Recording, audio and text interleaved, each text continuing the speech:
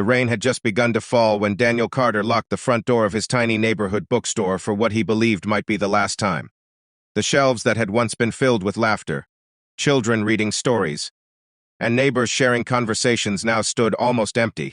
Bills were stacked neatly on the old wooden counter, each one reminding him that life had become a battle he was slowly losing. Daniel was a single father raising his 8-year-old daughter, Lily. Since his wife had passed away from cancer 5 years earlier, every sunrise had been another promise to keep going for Lily's smile, for her future, and for the dream they had once built together. But dreams don't always survive unpaid rent and declining sales. The landlord had given him one final week to leave. As Daniel sat alone in the dim light, he whispered to himself, "I'm sorry, sweetheart. I tried."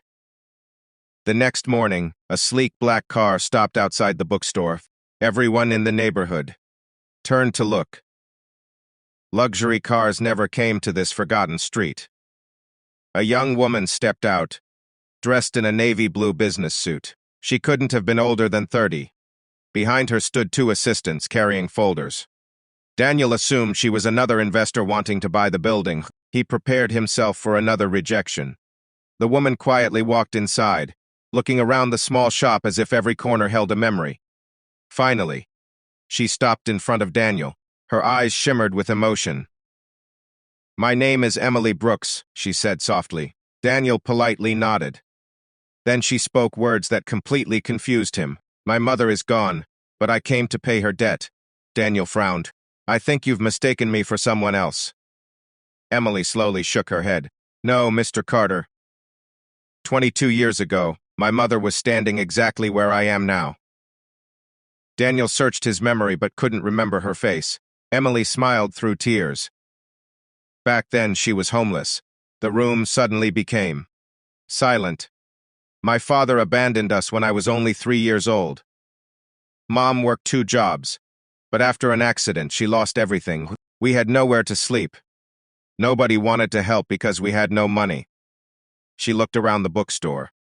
One cold December evening, she came here hoping someone would let her use the phone. Daniel's eyes widened. A memory slowly returned. A frightened young mother, holding the hand of a little girl, wearing a torn winter coat.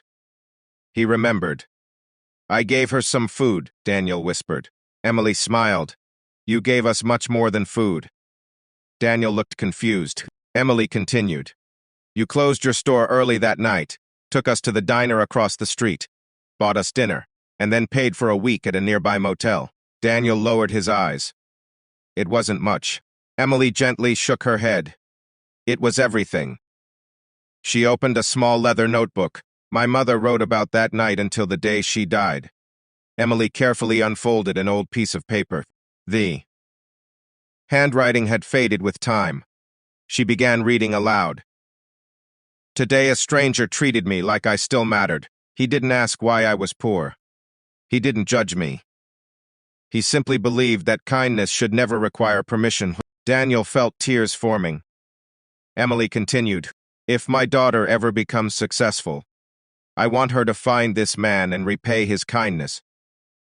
Not because he asked for it, but because goodness deserves to keep living." Daniel covered his face. I never expected." Emily smiled warmly. "My mother spent years rebuilding our life. She became a nurse. She saved every dollar she could. She always said one act of compassion had changed our future."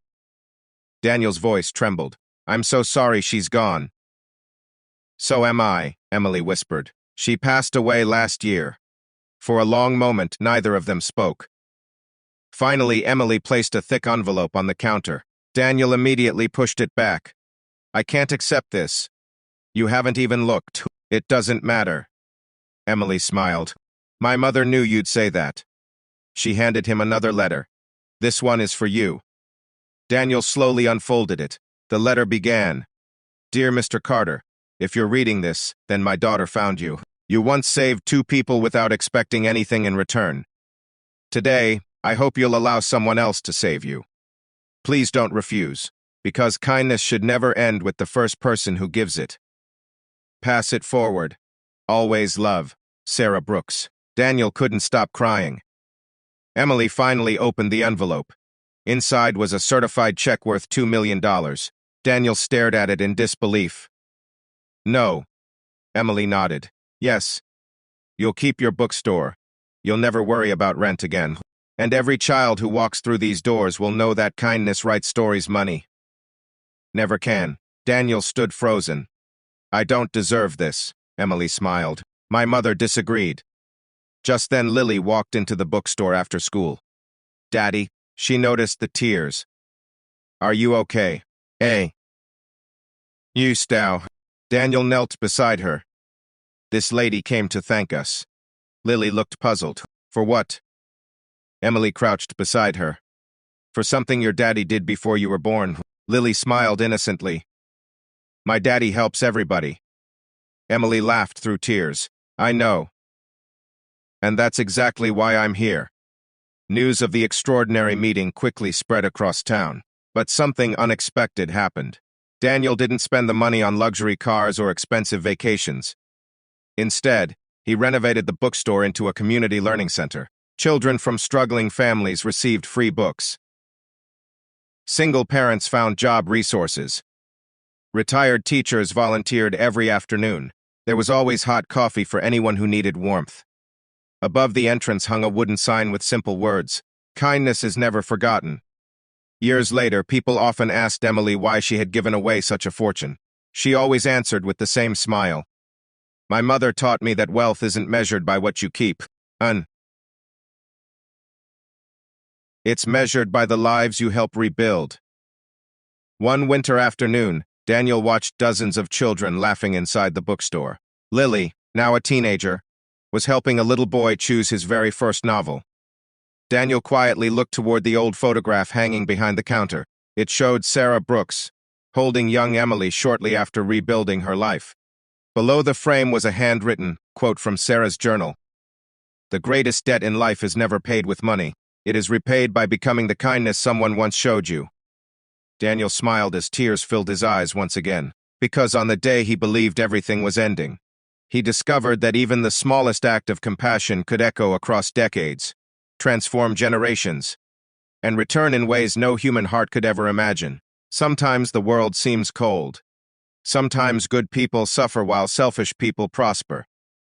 But every act of kindness plants a seed. You may never know where it grows. You may never meet the lives it changes. Yet somewhere, someday, someone will stand where hope once disappeared, and because of your compassion, they will find the strength to believe again. And perhaps that is life's greatest miracle. Kindness never truly disappears. It simply waits for the perfect moment to come home.